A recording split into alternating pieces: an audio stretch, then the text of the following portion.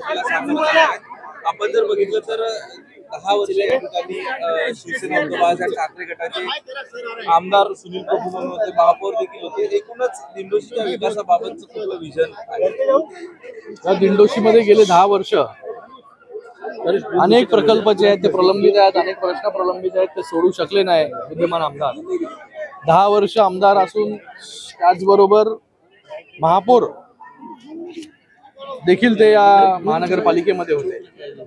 तरी रस्त्यांचे विषय असतील, पाण्याचा विषय असेल, घरांचा विषय असेल, लोक अनेक वर्ष अनेक घरांपासून बेघर आहेत, चांगल्या रस्त्यांपासून वंचित आहेत. आज या दिंडोशीमध्ये जेवढे प्रश्न आहेत, मला वाटतं आता ते सोडवण्यासाठी एक नवीन चेहऱ्याची गरज आहे, नवीन आमदाराची गरज आहे. आमचे संजय निरुपमजी या दिंडोशीमधून कंटेस्ट करतायत. 15 वर्ष ते खासदार राहिलेले आहेत, त्यांना सगळ्या प्रश्नांची जाण आहे. आणि मला वाटतं माननीय मुख्यमंत्री एकनाथजी शिंदे साहेबांनी ज्या प्रकारे गेल्या 2.25 वर्षांमध्ये या मुंबईचा चेहरा बदलण्याची सुरुवात केली, मुंबईमधील कोस्टल रोड असेल, मुंबईमधील MTHL असेल, मुंबईचे मेट्रोचं जाळं असेल, मुंबईचे कॉन्क्रीटचे रस्ते असतील, मुंबईमध्ये घरांचा प्रश्न असेल, हे सगळे प्रश्न गेल्या 2.25 वर्षांमध्ये सोडवण्यामध्ये आम्ही यशस्वी झालो.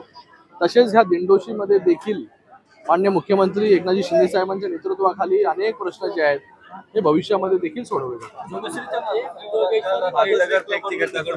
आता जेव्हा हार समोर दिसून येते तेव्हा अशा घटना ज्या आहेत या घडायला सुरुवात होतात.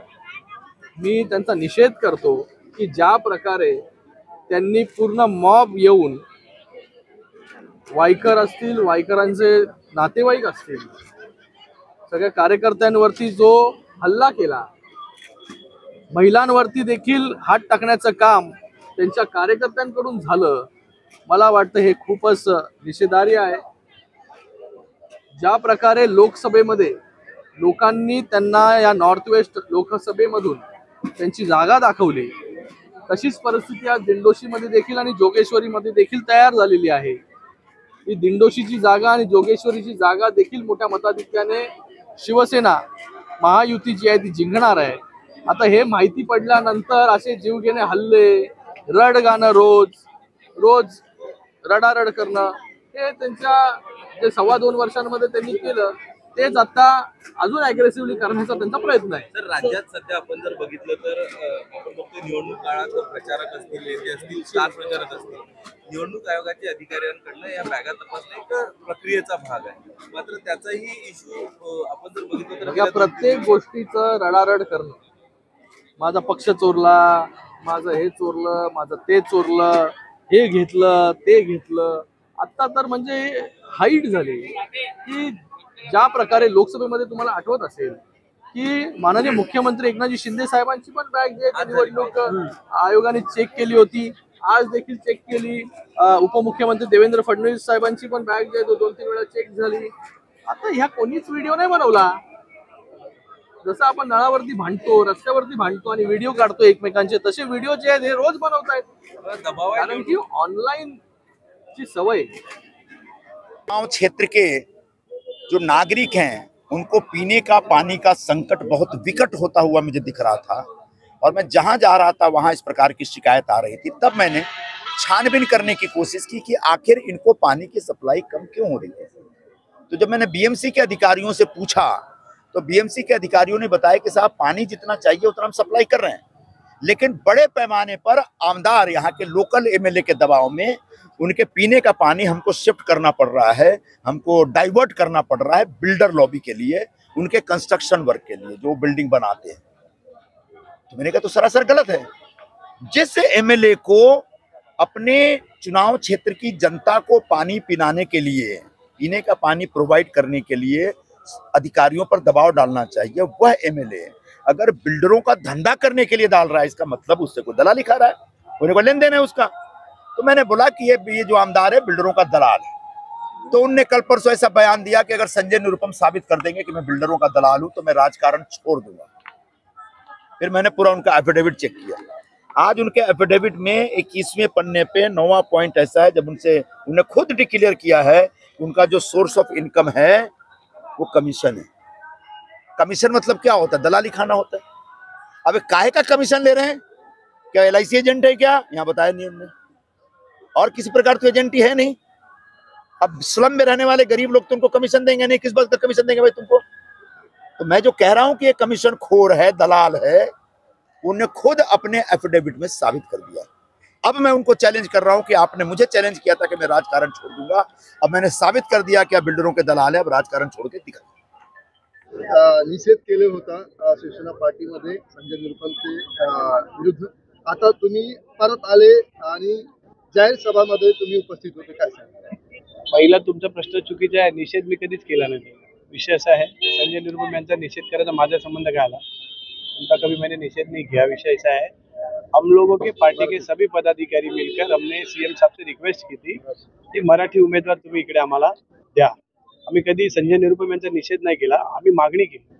पक्षाने निर्णय घेतला, त्यांनी त्यांना उमेदवारी दिली. आता आम्हाला आमच्या शिवसेनेमध्ये शिस्त आहे. दगडाला सुद्धा सेंदूर फासल्याच्या नंतर त्याला देव बोलायचं. आता आम्ही त्यांना सेंदूर फासतोय. असं आहे, शारदाबाई गोविंद पवार उद्यान हे आम्ही राष्ट्रवादीमध्ये असताना शरद पवारांच्या आईच्या नावे आम्ही एक उद्यान उभारण्याचा आमचा संकल्प होता आणि त्या उद्यानाचं नामकरण आणि त्याचं ते महानगरपालिकेमध्ये गार्डन डिपार्टमेंटला हे नाव देण्यात यावं यासाठी प्रयत्न करून आपल्या पत्र व्यवहाराने आपण ते नाव मिळवून दिलं. त्यावेळेला आताचे विद्यमान, आता त्यांची महाविकास आघाडी आहे, त्यांनी त्यावेळेला भरपूर विरोध केला आणि ते जे मैदान आहे त्या ठिकाणी आदित्य ठाकरेंना स्केटिंग पार्क बनवायचं होतं, परंतु पार्किंगचा इश्यू झाला. त्यांना गाड्या बाहेरची लोक आतमध्ये येऊ शकत नाही, हा गंभीर विषय झाला आणि त्याला आम्ही कंप्लीट विरोध केला की आमच्या आप्पापाडा आणि कुरार विलेज मधला सामान्य वडील हा आपल्या मुलांना बॅट घेऊन देणं त्याला कठीण आहे आणि त्या परिस्थितीमध्ये तुम्ही स्केटिंगचा इकडे मोठा पार्क बनवणारा स्केटबोर्ड एक कमीत कमी 5-7 हजाराला येतो. एक 200 रुपयाची बॅट घेऊन देणं जे आई वडिलांना कठीण आहे, त्या मुलांना तुम्ही ह्या सगळ्या गोष्टी इकडे होणार नाही आणि मग तुम्ही त्याचं प्रायव्हेटायझेशन करणार आणि बाहेरच्या संस्थांना देणार आणि फक्त मोठी लोक तिकडे येणार आणि त्याला आम्ही नगरसेवक म्हणून आणि विभागातून आपण त्याला भरपूर विरोध केला. ते विरोध केल्याच्या नंतर त्या कालांतरामध्ये सरकारच पडली महाविकास आघाडीची आणि सरकार पडल्याच्या नंतर मी मुख्यमंत्री साहेबांना जेव्हा त्यांना भेटलो तेव्हा पहिल्यांदा मी त्यांना सांगितलं, साहेब मी असं उद्यानाचा मी प्रकल्प कंटिन्यू हातात घेतलेला आहे आणि त्याला निधी मला महाविकास आघाडी सरकारने उपलब्ध करून दिला नाही आणि त्या पालकमंत्री कोण होते तुम्हाला माहिती. ते सगळा विषय सांगितल्याच्या नंतर फार गंभीर प्रश्न माझ्या मनात निर्माण झाला आणि तेव्हा साहेबांना आम्ही सांगितलं की साहेब काही करून मला उद्यानाचं काम सुरू करायचं आहे. साहेबांनी तातडीने त्याला 16 कोटी रुपयाचा निधी महानगरपालिकेतून मला मंजूर करून दिला आमच्या नावे. तो निधी सुद्धा धनश्री भरडकर यांच्या नावे मंजूर झाला आणि त्याच्या कामाची सुरुवात सुद्धा धनश्री भरडकर यांनी केली. त्याच्या OPO वर्क ऑर्डर जी आहे त्याच्यामध्ये सुद्धा आमचं नाव आहे. तो निधी आपण मेंटेनन्स डिपार्टमेंटला घेऊन मेंटेनन्स डिपार्टमेंटच्या माध्यमातून त्या उद्यानाचं आपण काम केलंय. परंतु श्रेय लाटण्यासाठी लाचारी जी सुनील प्रभूंनी केली ती मंजूर नाही. तुम्ही निवडणुका लढा, तुमच्या केलेल्या कामावर तुम्ही निवडणुका लढल्या पाहिजेत. तुम्ही जी काही चांगली कामं केली ती लोकांसमोर ठेवली पाहिजेत. तुमच्या मराठी भाषेचा बाणा तुम्ही समोर लोकांसमोर ठेवला पाहिजे. पण खोटं बोलून जर तुम्ही निवडणुका लढत असाल तर ते तुमची लाचारी आहे आणि त्या लाचारीचं आम्ही कधी समर्थन करणार नाही. त्याला तर विरोध करायलाच लागणार. किट नाही भेटली म्हणून नाराजगी नाही. सुरुवातीला 2 वर्षापासून पक्ष आदेशाने आम्ही विधानसभेमध्ये काम करत होतो. मुख्यमंत्री साहेबांनी त्याचे आदेश तसे दिले होते की वैभव विधानसभावर तुला काम करायचं आहे.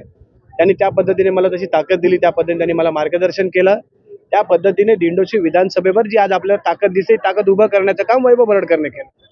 परंतु जेव्हा लोकसभेची निवडणूक आली तेव्हा मला लोकसभेचा निरीक्षक म्हणून जबाबदारी देण्यात आली. त्या जबाबदारीनुसार मी अखंड लोकसभेमध्ये, तुम्ही खासदार साहेब, पक्षाने माझी स्तुती केली, माझा तेवढा सन्मान केला. आपण ती लोकसभा हातातून गेलेली लोकसभा आम्ही खेचून आणली. आमच्या सगळ्या कार्यकर्त्यांची टीम, महाराष्ट्र विकास प्रतिष्ठानची टीम, आम्ही सगळे दिंडोशी विधानसभामध्ये असे जमिनीपासून कामाला लागलो आणि आम्ही ते खेचून आणलो. आणि आणल्याच्या नंतर त्या सतत 2 महिन्यामध्ये 4 महिन्यामध्ये आपण एवढ्या लोकांमध्ये आलो की लोकांची इच्छा झाली की वैभव भरडकर यांनी विधानसभा लढावी. परंतु पक्षाच्या स्ट्रॅटेजीमध्ये भारतीय जनता पक्ष, आपण रिपब्लिकन महायुतीच्या स्ट्रॅटेजीमध्ये कुठेतरी आपण बसलो नसू म्हणून दुसऱ्याला संधी देण्यात आली आणि दिलेली संधी ही पक्षाने दिलेला आदेश आहे. म्हणून आम्ही सगळे एकत्र मिळून संजय निरुपम यांचं काम